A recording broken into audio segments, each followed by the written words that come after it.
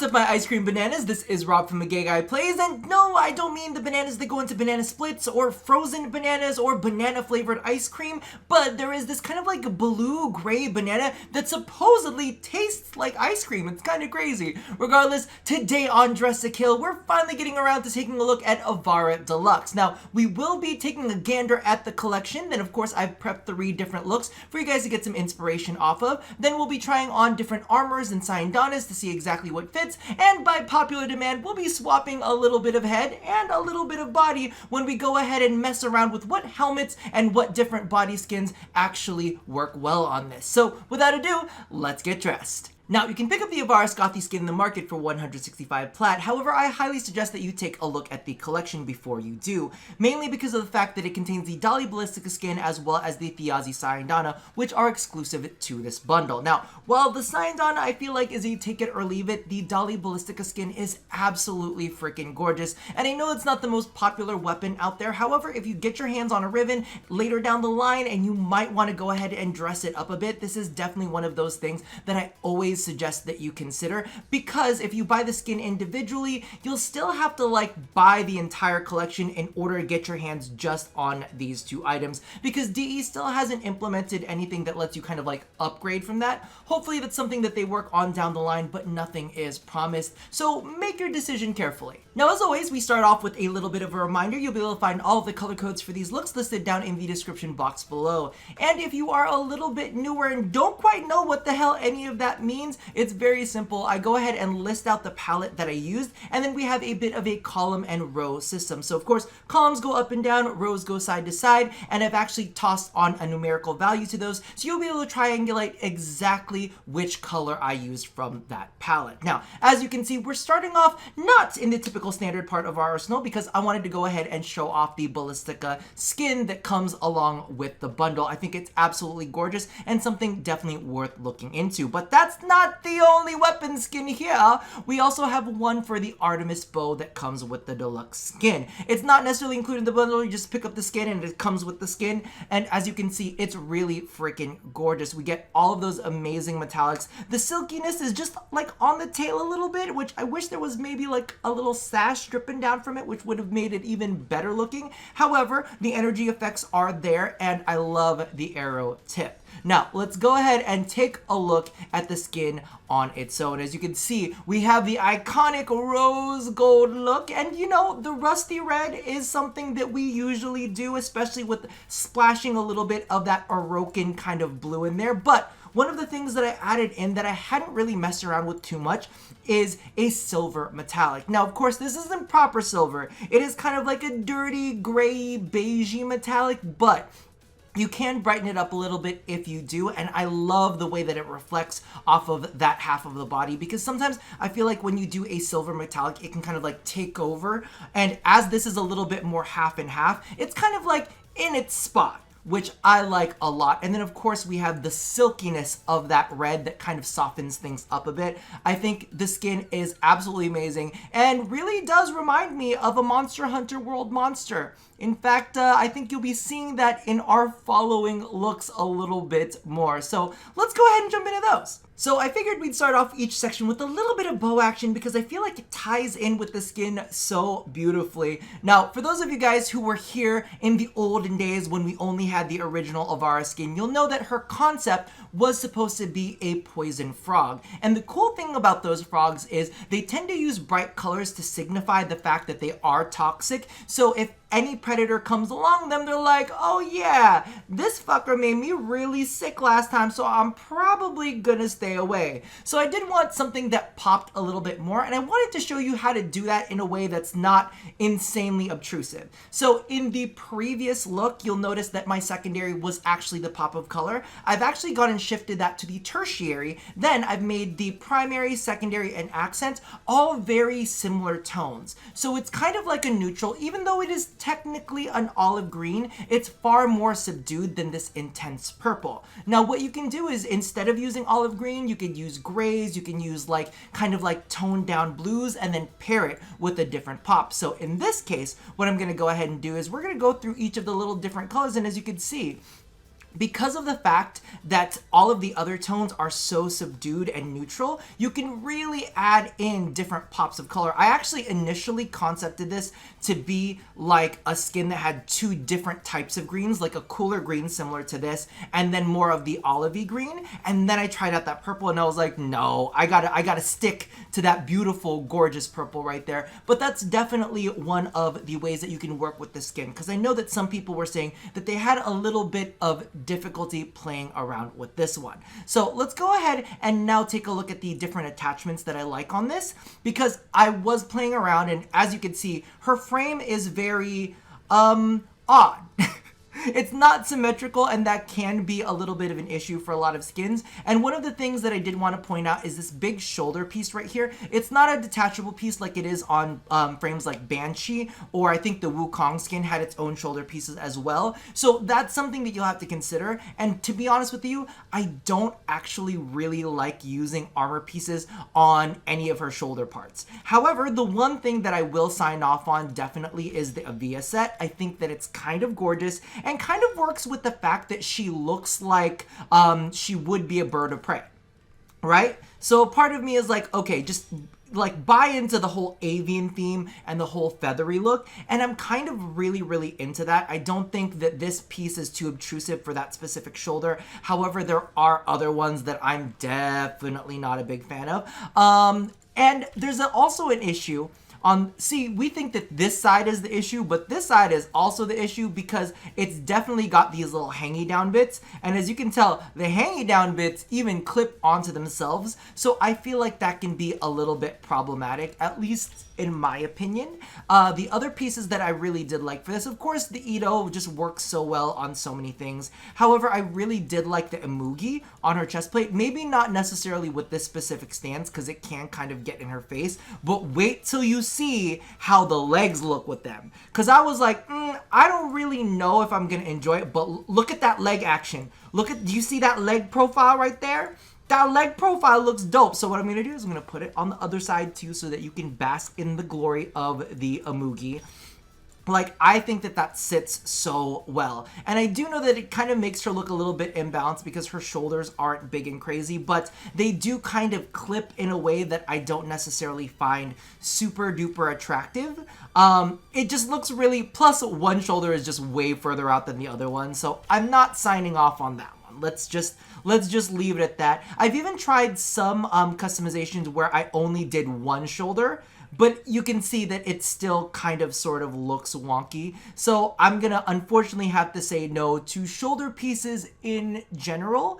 However, one of the things that I will say, if you wanted a full-on look, the Sigma series armor was actually surprisingly good. I'm curious to see what the Latron one is gonna look like when it fully comes out. But as you can see right here, the Sigma series does not feel like it's very obtrusive at all. If I could just find it, because I hate having to look for it and type it in myself. You guys know that I get a little bit crazy with that, but hold on. See, and then I also really like the chest piece for the Sigma series too. Let me finish this part off and then we'll go ahead and do that because it's just a little icon on the chest. But in general, I'm not necessarily the biggest fan of a lot of armor pieces on her. I feel like it kind of like blocks out the beauty and the majesty. But this, look at that. This actually like flows over it fairly well. You get a nice little chest piece there that, you know, because of the fact that it is asymmetrical, it doesn't bother it too much. You get these little additional pieces on the side that aren't overlapping. Even this, look at that little cut. It doesn't get in the way of her arrows. So this is definitely my favorite of the bunch when it comes to all of those pieces. But aside from that, I'm not necessarily a big fan of many of the others. However, if you are going to try something, just do like chest and legs. I even kind of like the Hulta one, but I figured that it covered up way too much for me. So this is what I'm going to sign off on. Sigma series is probably my favorite of the bunch, if not the Avia. Wow, I butchered that. Anyway, let's just move along and forget that that ever happened. Now, I usually don't lead into looks like this, but this is hands down my favorite look of the bunch. And I had to get in a little bit of bow action before we jumped into the actual appearance itself. Let me tell you, When I first teased out the image, a lot of people were saying, oh my god, it looks like Raiden has a bow. However, the real inspiration was from all of the ice dragons from Monster Hunter World. I forget their names because y'all know I'm bad with it, but really what this got me with was a little bit of that Kirin action. So we have that kind of like cool toned blue and all of that white from the mane. I was feeling it, and then I wanted to go ahead and do a dark metallic.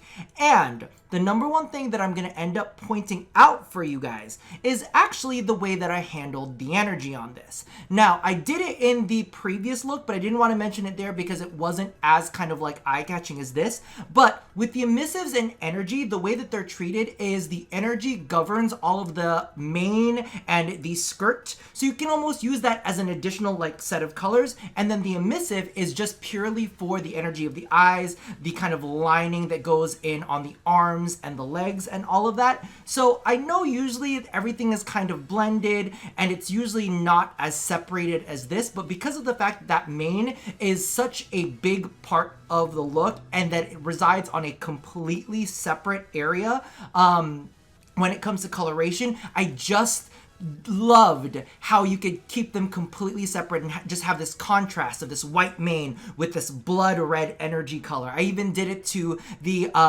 Lotus ephemera, so as you can see right there, I did have to kind of play around with this. So let me go ahead and show you the attachments.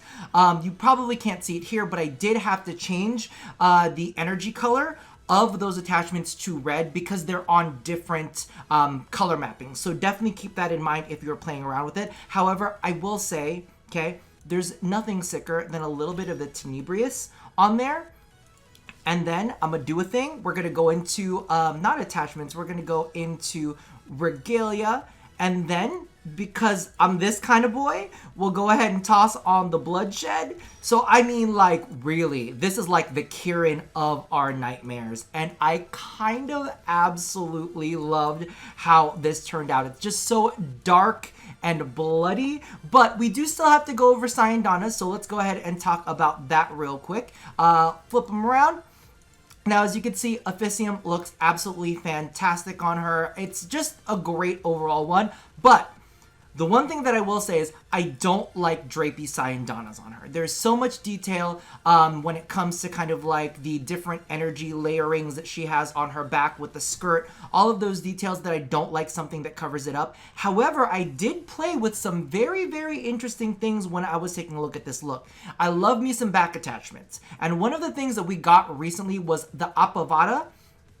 And this has those energy effects. Again, I did say that you will have to tweak this around a bit so that you can do that. Number one, most of all, it's kind of just a back attachment with some dangly bits, right? But if you kind of do your colorations right, you can either have a contrasting color to all of the different like light panels that you have there. And technically, this is a part of Ivara Prime Access, so it's still kind of bringing that all around. But the look in it of itself still meshes fairly well. So that's definitely one of the rare Prime Sayandanas that I will kind of like sign off on and say, yo, this is gonna look pretty damn good on it. The next one that I wanted to go ahead and suggest, and this is going to be an odd one, but because of the fact that we are kind of like rolling with a little bit of a techie like look over here, I was thinking that why not do the disconnect Sayandana, so it kind of looks like, you know, she's this hunter that's been disconnected. It's just really, really cool. I love that. And then the other ones that I wanted to go ahead and show off are a little bit non-typical, but I really, really like the Mushu Sayandana. Because again, she looks like a Monster Hunter World monster, and I think that it just fits so well. And then of course there's the Fistress Sayandana, which is like that, but it's a little bit more subdued. And then my favorite of the bunch, because it does kind of go with this like look that I'm going with right now, is the Tello Sayandana. And for those of you guys who don't know, as you are going through your missions, the Sayandana itself will get a bloody pattern on it too. So, I mean, if we're just trying to go, I know it feels so edgelord. It feels so edgelord, and really, you know, that's not necessarily what I'm trying to go for, but it just kind of fits the look. I feel like the ephemera might be a little strong right now. You know how this ephemera kind of like fades in and fades out a little bit. It's a little much at the moment, but as it clears up, you could see the kind of like bloody Kirin look that I'm going for. Have I gone too far? Maybe I've gone a little too far. I don't know. Let me know down in the comments below. Alrighty, so closing things out, we're going to go ahead and swap a little bit of head. And I know you're probably looking at this and saying, Rob, are you giving us another look? No, this is actually from my Ivara Prime customization video. I'll leave it linked up there just in case you guys want the color codes for this one. But I had to move it on over to Ivara Prime so that we could take a look at how those skins jive with that. Honestly, I just haven't decided which Ivara Prime customization I want to give up for which Ivara Deluxe skin customization. Listen, I live a hard life when it comes down to this fashion stuff, and I love a lot of the things I come up with. I know I sound full of myself, but you know, when you're good, you're good. So let's start things off with different helmets. Now, we've got the Ivara Prime helmet. You know what? For a second, I thought it was going to look stupid, and it's a little weird. It definitely doesn't match, but it's not as bad as I thought it was going to be.